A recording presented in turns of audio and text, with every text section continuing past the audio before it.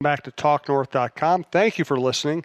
If you can, please download before you listen. It helps our business. I'd also like to thank our producer, Brandon Morton, and let you know if you'd like to sponsor this program or any of the programs on the network, you can reach me at jsouhan47@gmail.com.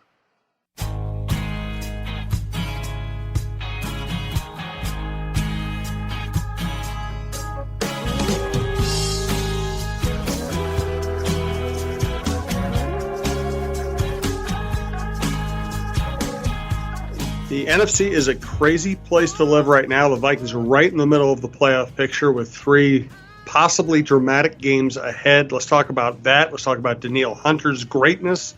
Let's talk about the defense, the defensive backs, Xavier Rhodes, the quarterback rotation. There's so much to get to here on the Viking Update Show with John Krasinski. I'm Jim Souhan from the Star Tribune. John, of course, writes for The Athletic, covers the NBA, but also is a lifelong Viking fan, as well as a reporter who contributes some cool stuff on the Purple. Let's break down this week, thanks to Twill in the Dining Galleria, twillmn.com. Tony Hoaglund, your State Farm agent, who works out of Champlin. Please follow us on Twitter at TalkNorthPod. We just started a new Gopher show. Please check it out. We're going to continue to expand. We have some other new shows coming in the next couple of months. And thanks to our producer, Brandon Morton, for helping us get this far. Let's start with just big picture stuff, John. This has been a fascinating year. I was sitting next to Mark Craig, my colleague, yesterday in the press box, and we were like, this feels like it's been like 5 different seasons all rolled into one. Slow start, winning streak. The defense was great early and it's fallen off. At one point it looked like Kirk Cousins' relationship with his receivers might be problematic. Then Cousins starts lighting it up. It's amazing how many things have happened. Now there are 3 weeks left. How do you assess this team at this point? Yeah, I mean, I think it's hard to look at the game on Sunday against the Lions and make any sort of declarative statements about where they are or what they are. So I do think it works to look just bigger picture. And I think, you and Mark are both right. I mean, it has been a bit of a roller coaster, as a lot of NFL seasons are. The nature of the game and one game a week and how much each one matters is it can really kind of result in huge pendulum swings between, from month to month on where you think the team is. I do think that when you try and kind of divorce yourself from the heat of the moment and just look at the big picture in general, I think the Vikings are in good shape. I think that what you have seen from the offense emerging, even without Adam Thielen, to sort of balance things out, even if the defense isn't as dominant as it once was, I just do like how this team is built going into these final 3 weeks and then probably into the playoffs. I mean, when you look at, Chargers, Pack at home, Bears at home, it all sets up nicely for them. And I think that the way they're playing in general should give them a very good chance to be difference makers once the playoffs come. Even if they don't get a home game in the playoffs, they're still going to most likely go on the road and face the NFC East champ. And that you would love. Maybe you get the Packers in the first round, and that's a little bit of a different story. But I don't think with the way that Green Bay is playing right now, I'm incredibly scared of what they are if you're in a Vikings uniform. So it just feels like they have put themselves in good position, and they've had to endure some bumps and some obstacles to get there, but they should be going into these final 3 really confident about their ability to solidify things and to do more than just qualify for the playoffs. I guess I'm a little less optimistic, in part because I spent a lot of time last week kind of researching their defense and how far the defense has fallen off. The cornerback play, now they're using a cornerback rotation. You don't use a cornerback rotation if you feel great about your top cornerbacks. And Thielen's hamstring, all these things. And Dalvin Cook, I really do not think is very healthy. I think he's just playing through it. These things all worry me. If the season ended today, the Vikings would open the playoffs at New Orleans. That's a tough ask. Now, 49ers went down there and beat them. It's not an impossible ask. It's a tough ask. I agree with you, though. I think if the Vikings ended up playing either the NFC East champion or the Packers, I think they'd feel pretty good about it. Yeah, and I guess what has me a little more optimistic is it feels sort of like with the way that the modern NFL is, I think that it's just harder and harder to win being dominant defensively and kind of hanging your hat on that side of the ball and winning a game 17-14. I think it's just the way that the rules are, the way the game is called, everything about it. I feel like, this team, if they can get Thielen back, in the next couple of weeks and get him back up to speed, and the way that Cousins is playing with kind of command of the offense, the way that they are able to hit big plays with Diggs. Dalvin Cook, definitely is a concern.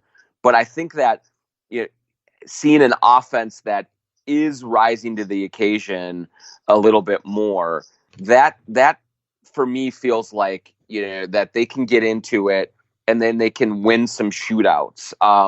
And that I think is the more common approach that you are seeing teams have to do. I mean, look at the Niners, have a great defense, and it didn't really matter in New Orleans. It still was. And New Orleans has a good defense too.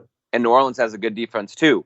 So I just think that it's so hard for defenses to be dominant and keep teams down now that you have a better chance if you have an offense that can put some points on the board and make some big plays and go toe-to-toe with teams. Now, yeah, you would certainly much rather have the Vikings defense playing a lot better, no question about it. But I just think that because this offense has an element of explosiveness to it, I feel a little bit better about things. And you've hit on a really interesting trend.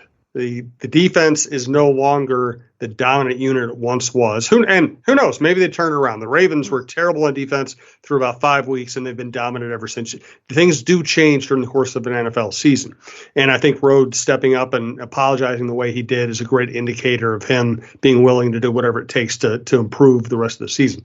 But the fascinating thing is after about 4 or 5 weeks of this season, it looked like the defense was just fine and Cousins was a problem. And right now the defense might be a problem. And Cousins has played, not perfect, but he's played really well for 2 solid months now. 2 solid months, absolutely. I just like, even though he hasn't been, Patrick Mahomes of last year, and he hasn't thrown for 4 touchdowns every single game, I just feel like he has a much better grasp of the offense, and I feel like the offense is in better hands with him at the helm than I believed, after the Bears game or even for much of last season. And so I just think that's important, is to have a quarterback who feels like he is in control and is playing with confidence. And so, they're not the greatest show on turf. They're not Cunningham to Moss or anything like that yet in terms of that level of explosion. But I just think that he's not making many mistakes, and he is able to command an offense that is able to either sustain long drives and score points, or hit the one big one over the top to Stephon Diggs and score points that way. And if you have sort of that versatility and that kind of element of being able to hit from multiple angles, that gives you a chance in this league. And I think with Irv Smith, with Diggs, with Kyle Rudolph, if Thielen gets back, you have a chance to get this, even to put pressure on defensive backs, well, from a pass interference standpoint, and pick up big chunks that way. So those things feel good. But I do believe in general, I still think that the defense does have a long way to go. I'm not going to be sold on what they did against David Blau and kind of the hapless Lions, even though I love Galladay, I love Marvin Jones as receivers. That's not going to convince me. They're going to have to take some much bigger steps on that front to say that, hey, you can't just win one game in the playoffs, but you can win multiple games in the playoffs. And I think the rest of the season the schedule is fascinating. I want to get to that. Do want to thank Twill in the Edina Galleria. That's right, in the Edina Galleria. That's right off France. right in the middle of Edina. It's a beautiful mall. It's a great place to walk around on a cold winter's day. Great coffee shops, great restaurants, a great bookstore, and of course Twill, which is just the nicest, friendliest place you're going to find, with great clothing that I wear every day of my life. I'm here with my wife, Stacy. We went to Twill in the Edina Galleria the other day. We saw Scott Dayton, and I bought the nicest sport jacket I've ever owned, the most comfortable pants I've ever owned. They're Bracks. A nice pair of loafers that I can wear to the ballpark. I think they're called Tracks. And I bought a bunch of Stenstrom short sleeve shirts to go with my Stenstrom nice dress shirts. And, you know, I used to wear just disposable clothes. Now when I buy something, I buy it at Twill. I know it's going to last me the rest of my life, and it's going to be comfortable. And on top of that, it's not just the best stuff you've ever had, but it's really everyday things that you can wear and that will fit all occasions. Twill in the Edina Galleria, twillmn.com, Twill on Instagram. I look at the last three games, and I wouldn't criticize anybody for saying the Vikings are going to win the next three. I wouldn't criticize anybody for saying they're going to lose the next three. I mean, the Chargers have lost a ton of close games. Rivers had bad moments, but he helped light up the Jaguars yesterday. We're recording this on a Monday. The Packers-Vikings game to me is a coin flip, and we have no idea what the Bears are going to be. They just put Roquan Smith on injured reserve. They have been playing much better. Trubisky looks like he's settled down. They finally got a running game going. And the Vikings usually don't play well against the Bears. I wouldn't bet $5 either way at this point.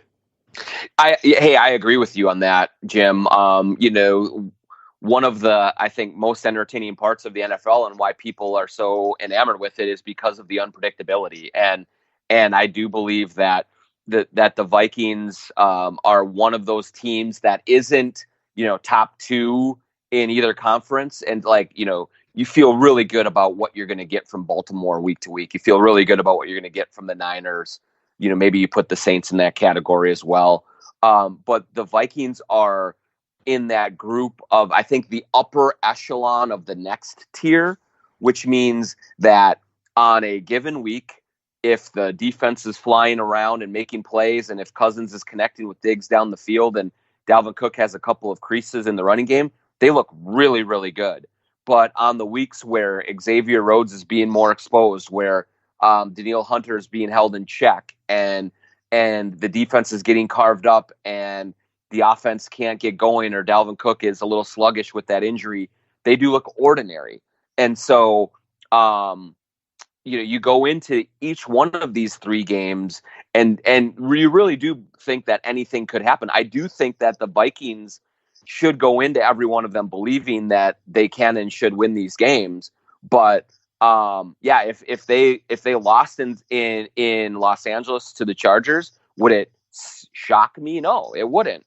If the Bears, who suddenly do seem to have a little more pep in their step, and Trubisky has found a little bit in his game as the season has progressed, would they lose that game? Yeah, they absolutely could. I think that's entirely possible. That's why it's going to be fascinating and super entertaining. Probably not very good for people's stomachs and for their nerves and maybe for their fingernails that they're going to be biting down to the quick. But it's going to be damn sure entertaining. That's for sure. I want to get to Danielle Hunter and Xavier Rhodes here in a second, what they're doing with the quarterback rotation. Do want to thank Tony Hoaglund, Hoaglund, your State Farm agent, works out of Champlin. He handles my insurance and Michael Russo's insurance. I deal with him email, app, phone, text, whatever. He's just incredibly responsive. It's Hoaglund, State Farm, Tony Hoaglund. Hi, Talk North listeners. I wanted to let you all know about State Farm's new Quotes for Good program. We partner with local nonprofits to raise money for great causes. The Viking Update Show, I will donate $10 to the Adam Thielen Foundation, benefiting the University of Minnesota Masonic Children's Hospital. When you call in, be sure to mention the show so that we can track the donations. You can reach us at 763-421-4900 or check out our website at champlininsurance.com. Let's start with Rhodes. The simple explanation for his play is he is lost a step either because of age or injury or maybe overtraining. He's a big, strong guy, and that explains everything. Do you think there's anything else going on with him? Well, I guess one thing that I was encouraged by what he said last week, and he kind of had I don't know if you call it a mea culpa, but at least Yeah, a it was. real- I was there.